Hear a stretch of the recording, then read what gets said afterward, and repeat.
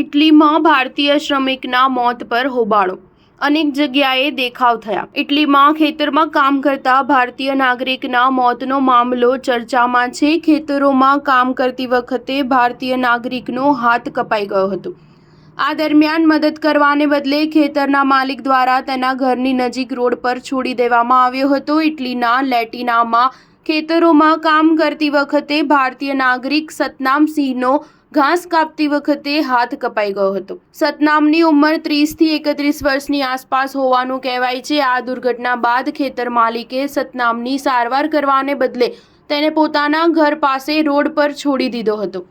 ત્યારે હવે સતનામ સિંહના મોતથી ફરી એકવાર ભારતીય શ્રમિકોની સુરક્ષા પર સવાલો ઊભા થયા છે. નોંધનીય છે કે સતનામ પંજાબના મોગાથી ઇટલીમાં ગેરકાયદે કામ કરવા ગયો હતો.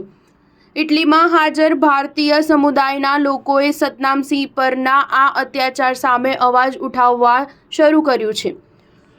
ઇટાલિયન ખેતરોમાં મજૂર તરીકે કામ કરી રહેલા હજારો ભારતીયોએ ગેરકાયદેસર ઇમિગ્રન્ટ્સના શોષણ અંગે ચિંતા વ્યક્ત કરી છે. લેટિના રોમની દક્ષિણે એક ગ્રામ્ય વિસ્તાર છે જ્યાં હજારો ભારતીય સ્થળાંતર શ્રમિકો રહે છે. આ ઉપરાંત ઇટલીમાં ભારતીય દૂતાવાસે સતનામ સિંહના મૃત્યુ પર શોક વ્યક્ત કરતા ઘટનાને દુર્ભાગ્યપૂર્ણ ગણાવી.